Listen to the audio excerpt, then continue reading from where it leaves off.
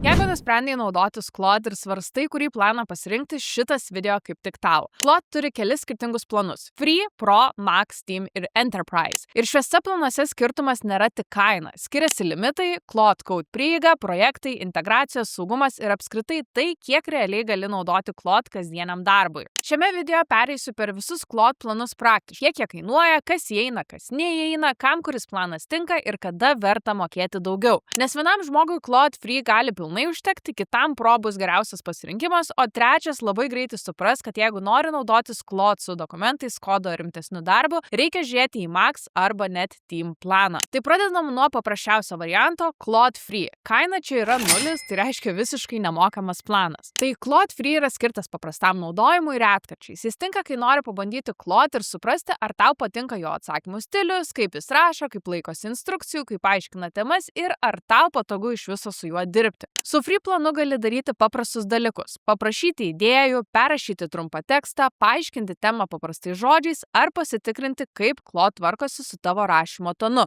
Tokiam naudojimui Free yra visiškai tinkamas ir normalus planas. Bet problema prasideda tada, kai pradedi naudoti Claude rimčiau. Pavyzdžiui, įkeli ilgesnį dokumentą, prašai santraukos, tada išvadų, tada scenarijaus, tada dar kitos versijos ir gana greitai pasieki limitą. Free planas leidžia pabandyti įrankį, bet nėra skirtas tam, kad ant jo statytum visą savo darbo procesą. Todėl mano manymu Claude Free tinka, jeigu AI naudoji retai, nori išbandyti Claude arba tau reikia kelių paprastų užduočių per savaitę. Bet jis tikrai netinka, jeigu rašai daug, dirbi su dokumentais arba tau reikia stabilaus įrankio kasdieniam darbui. Todėl mano verdiktas yra toks. Claude Free yra geras pabandymui, bet nerimtam darbui. Jei po kelių dienų jauti, kad limitai tave stabdo, tada verta žiūrėti į Pro planą. Prieš keliaujant prie kito Claude plano, trumpai paminėsiu ir apie AI startas bendruomenę. Jeigu tau įdomu ne tik sekti AI naujienas, bet ir suprasti, kaip šios įrankius praktiškai naudoti darbe, kūryboje ir versle, kviečiu prisijungti prie AI starto. Ten dalinamės promptais, įrankių testais ir realiais pavyzdžiais, kad galėtum greičiau suprasti, kas veikia ir kaip tai pritaikyti savo. Taip pat ten gali klausti, dalintis savo atradimais ir bendrauti su kitais bendraminčiais, nes dažniausiai geriausias idėjos ateina ne tik iš teorijos, o iš praktikos, bandymų ir pokalbių su žmonėmis, kurie domisi tuo pačiu. Jeigu tau tai įdomu, nuorodą paliksiu aprašymą. Claude Pro kainuoja $20 per mėnesį arba $17 per mėnesį, jeigu moki už metus į priekį. Su Pro gauni daugiau naudojimosi nei Free, prieiga prie Cloud Code, Research, projektus, integracijas ir daugiau galimybių dirbti su tekstais, dokumentais ir idėjomis. Praktiškai Pro tinka, jeigu kuri turinį, analizuoji dokumentus, darai researchą ar nori naudotis Claude reguliariai, bet ne visą dieną. Pavyzdžiui, gali įkelti dokumentą ir prašyti ne tik santraukos, bet ir struktūros, išvadų, veiksmų plano ar silpnų vietų analizės. Bet svarbiausia suprasti, kad Pro nėra neribotas planas. Jeigu pradedi kelti didelius failus, naudoti Claude Code, dirbti su ilgesniais pokalbiais ar sunkesnėmis kūrimo funkcijomis, limitai gali pasijausti gana greitai. Aš pati tai pajaučiau su $20 Pro planu. Kai Claude atsirado Claude Design funkcija, norėjau ją išbandyti. Pabandžiau pasidaryti link in bio tipo sekciją. Užduotis neatrodė sudėtinga, bet rezultatas vėlgi buvo net nelabai geras. Norėjau taisyti dizainą, prašyti kitų versijų ir gana greitai pasiekiau limitą. Tai labai aiškiai parodė, kad Pro yra geras planas, bet jis turi ribas. Claude Pro labiausiai tinka žmogui, kuris nori rimčiau naudoti Claude tekstams, dokumentams, strategijoms, scenarijams ir analizai. Bet jeigu Claude Code naudoji kasdien, dirbi su didelėmis kodo bazėmis ar nori Claude naudoti kaip pagrindinį darbo įrankį visą dieną, Pro greičiausiai bus per mažas planas tau. Todėl mano verdiktas yra toks. Claude Pro yra geriausias pirmas mokamas Claude planas. Pradėčiau nuo jo, bet nepirkčiau su mintim, kad tai bus neribotas Claude. Jeigu limitai pradeda realiai stabdyti tavo darbą, tada verta žiūrėti į Max planą. Claude Max 5X kainuoja $100 per mėnesį. Pagrindinė šio plano idėja paprasta. Gauni 5 kartus daugiau Pro naudojimosi per sesiją. Bet praktiškai tu perki ne tiesiog daugiau žinučių,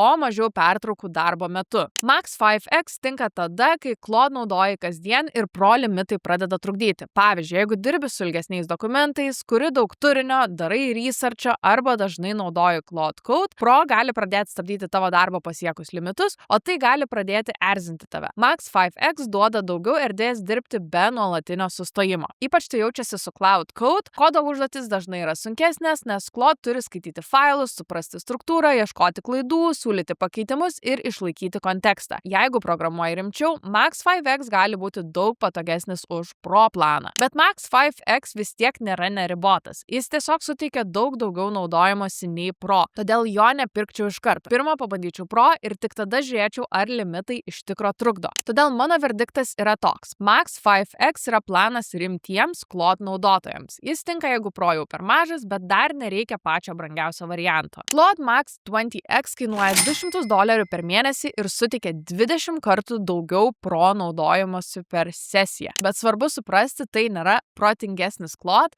tai tas pats Claude, tik su daugiau naudojimo. Šitas planas skirtas žmonėms, kuriems Claude yra pagrindinis darbo įrankis. Pavyzdžiui, jeigu programuoji su Claude Code didelę dienos dalį, dirbi su didelėmis kodo bazėmis, analizuoji daug dokumentų, kuri daug turinio arba darai sudėtingą researchą. Čia jau reikia skaičiuoti labai paprastai, ar Claude tau grąžina tos $200 per mėnesį. Jeigu jis tau kasdien sutaupo valandą ar net 2, padeda greičiau atlikti klientų darbus arba realiai prisideda prie pajamų, tada planas gali turėti logikos. Bet jeigu Claude naudoji tik kartais tekstams ar idėjams, Max 20X bus per brangus. Todėl mano verdiktas būtų toks. Max 20X yra ne prestižinis planas, o darbo intensyvumo planas. Jį verta svarstyti tik tada, kai Max 5X arba Pro jau nebeužtenka. Claude Team kainuoja nuo $25 vienam vartotojui per mėnesį, jeigu moki metams, arba $30 mokant kas mėnesį. Šitas planas jau skirtas ne individualiam žmogui, o komandai. Team planą reikia vertinti ne kaip geresnį Pro, o kaip darbo aplinką keliems žmonėms. Jis aktualus tada, kai Claude naudoja marketingo komandą, agentūrą, startupas ar keli žmonės, kurie dirba su dokumentais, tekstais, klientų medžiaga ar vidiniais projektais. Dėl to Team planas turi daugiau prasmės verslui nei vienam žmogui. Team taip pat svarbus dėl duomenų saugumo. Komerciniams klientams tokiems kaip Teams ir Enterprise Anthropic nurodo, kad duomenys nėra naudojami generatyvių modelių treniravimui, nebent pats klientas juos pasirenka pateikti modelių gerinimui. Todėl mano verdiktas būtų toks. Claude Team yra komandai, ne individualiam power useriui. Jeigu esi vienas ir tau trūksta limitų, žiūrėk į Max planą. Jeigu Claude naudoja keli žmonės ir svarbus administravimas bei duomenų valdymas, tada rinkis Team planą. Ir trumpai apie Claude Enterprise. Claude Enterprise neturi viešos fiksuotos kainos, todėl reikia kalbėti su Anthropic pardavimų komanda. Šitas planas skirtas didesniems organizacijoms, kurioms reikia ne tik Claude, bet ir rimto valdymo bei saugumo.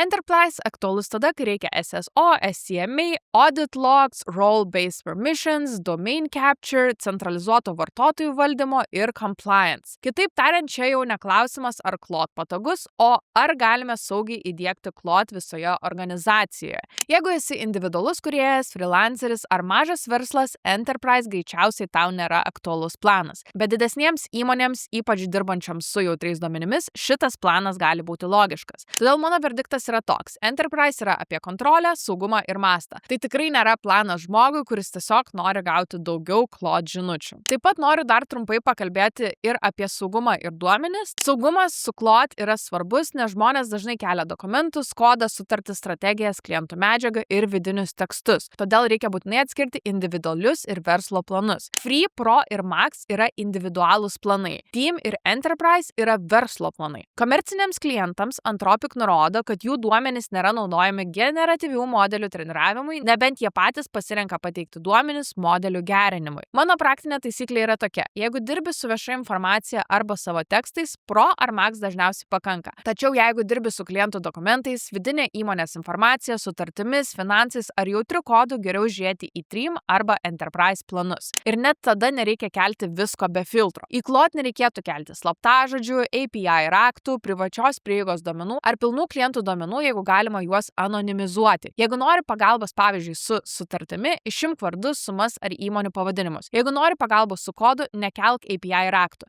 AI gali labai padėti, bet sveiko proto jis nepakeičia. Todėl dabar jums natūraliai turėtų iškilti klausimas, kurį Claude planą rinktis man. Claude Free yra pabandymui. Claude Pro yra geriausias pirmas mokamas planas daugumai individualių naudotojų. Max 5X yra tiems, kurie Pro jau yra per mažas. Max 20X yra žmonėms, kuriems Claude yra pagrindinis darbo įrankis. Teams yra komandai, o Enterprise organizacijoms su rimtais saugumo ir valdymo poreikiais. Todėl mano rekomendacija paprasta. Nepirk Max iš karto. Pradėk nuo Pro, panaudok savaitę ar 2 ir pažiūrėk, ar realiai atsitrenki į limitus. Jeigu ne, nereikia mokėti daugiau. Jeigu taip, tada Max 5X pradeda turėti prasmę. O Max 20X svarstyčiau tik tada, kai Claude tau jau ne šiaip padeda, o realiai yra darbo proceso dalis kiekvieną dieną. Nes geriausias Claude planas nėra brangiausias. Geriausias planas yra tas, kuris leidžia tau normaliai dirbti ir atsiperka tavo darbo procese. Todėl komentaruose parašyk, kurį Claude planą rinktumėsi - Free, Pro ar Max. Taip pat nepamiršk palaikinti video ir prenumeruok šį kanalą, nes jūsų palaikymas mums reiškia itin daug. Ačiū, kad žiūrėjote iki galo ir susitiksime kitame video.